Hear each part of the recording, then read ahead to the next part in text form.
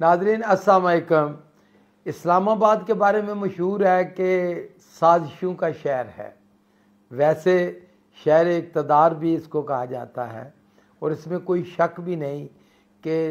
पाकिस्तान नहीं बल्कि पूरी दुनिया में जो खूबसूरत तरीन शहर हैं उनमें इस्लामाबाद का शुमार होता है। बल्कि एक सर्वे के मुताबिक कि पूरी दुनिया में जो सेकंड मोस्ट ब्यूटीफुल कैपिटल है वो इस्लामाबाद है। तो इस्लामाबाद से जिस तरह ख़बरें निकलती हैं, जिस तरह साजिशों का शहर है, तो आपको पता है कि करप्ट 11 कल एक इंग्लिश अखबार नवीस ने बड़ा ज़बरदस्त जो है ना इस पर तबसरा किया और ये जितने भी हैं करप्ट 11 के मेंबर, बात लंबी हो जाएगी, आप समझ गए हैं कि इन्होंने बड़ा ख़तरनाक प्लान तैयार किया है इमरान खान के ख़िलाफ़। गो कि इमरान खान ने लाहौर को अपना वो हेड क्वार्टर बनाया है और ये उसका दुरुस्त फ़ैसला भी है, इसलिए कि पानीपत की ये सियासी लड़ाई पंजाब में ही लड़ी जाएगी। और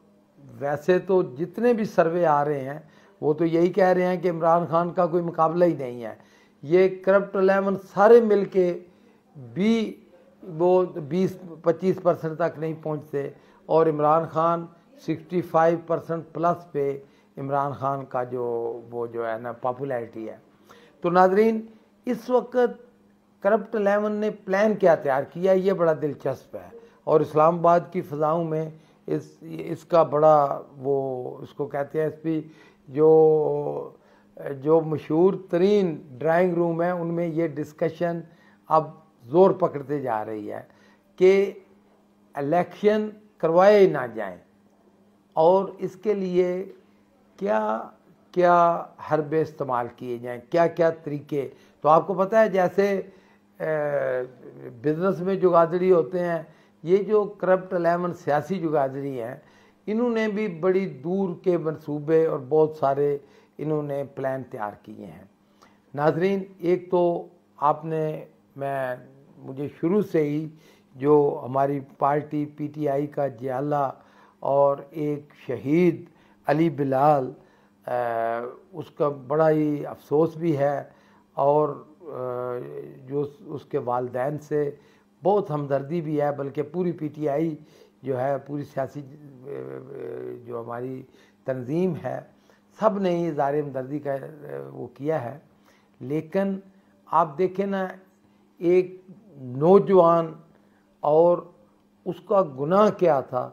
तो ये आप देखें कि करप्ट 11 और पंजाब पुलिस का असल चेहरा इसमें आपको नज़र आ जाएगा कि किस बेदर्दी के साथ और पुलिस कस्टडी में। अब तो ये सारी न्यूज़ आ रही हैं, मीडिया पे पिक्चर्स आ रही हैं कि किस तरह उसके साथ उसकी जान ली गई होगी। बहरहाल इसी तरह नाजरीन, इसमें कोई शक नहीं कि ये नहीं कि इमरान खान कहता है, हर एक सियासत का तालिब इल्म या ये जुगाड़री करप्ट 11 के जितने भी कारिंदे हैं ये सब इस बात पे मुत्फिक हैं कि इमरान खान का मुकाबला सियासत के मैदान में वोट की ताकत से तो हो ही नहीं सकता। वोट के ज़रिए तो वोट तो अब तो 70-80% वोट इमरान खान के साथ है पूरे पाकिस्तान में, तो इसका तो कोई मुकाबला नहीं। सिर्फ यही तरीका है कि जिस तरह उन्होंने पहले कातलाना हमला किया, अब नए तरीक़ों से, और वो तरीके कुछ साजिशें बैरून ममालिक में, कुछ अंदरून ममालिक में मुबैना तौर पे। अब देखें, इनका कोई प्रूफ तो नहीं होता, लेकिन जो इस्लामाबाद के ड्राइंग रूम में जिन इसकी बाज़गश्त आम है और जिसकी बातें होती हैं ना जी, पाकिस्तान में ये एक लिखी पढ़ी हकीकत है कि वो हो जाता है। दुआ तो यही है और हर सियासत और पाकिस्तानी सियासत का हर तालिब इल्म ये चाहेगा कि इमरान खान को अल्लाह कामयाबी दे और इमरान खान के बाद, इमरान खान के बगैर सारी पाकिस्तान की सियासत कभी मुकम्मल नहीं होगी। तो इस वक्त عمران خان نے پاکستان کے لیے جو پلان تیار کیا ہے، جس طرح کرپٹ 11 کو چاروں شانے چت کر کے اس نے بے یار و مددگار کر دیا ہے، ان کا ایک ہی وہ جو ہے ان کے پاس حل ہے، اور یہ جو مختلف کہ ایک تو یہ ہے کہ عمران خان کی جان لینے کا کہ ان کے جو ارادے ہیں مبینہ طور پہ، اور دوسرا کہ اگر ناظرین وہ یہ کہتے ہیں کہ اگر اس میں کامیابی نہیں ہوتی یا کوئی وجہ بھی بنتی ہے تو پھر اتنی دھاندلی کی جائے کہ چاہے عمران خان کے 80% ووٹ ہے، 20% والے کو جتا دیا جائے۔ تو یہ اتنا خطرناک منصوبہ ہے، یہ اتنا خطرناک جو کھیل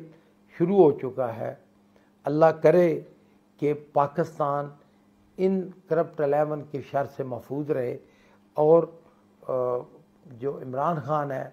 ہے وہ ہی پاکستان کا وزیر اعظم بنے۔ اگر یہ لوگ اور 6 مہینے یا 1 سال تک برسر اقتدار رہے تو اللہ نہ کرے، میرے منہ سے میں ایسا کوئی لفظ نہیں نکالنا چاہتا، آپ خود اندازہ کریں غریب عوام کا کیا حال ہے، پاکستان کا کیا حال ہے، اور بیرونی دنیا میں پاکستان کا کیا حال ہے۔ شکریہ۔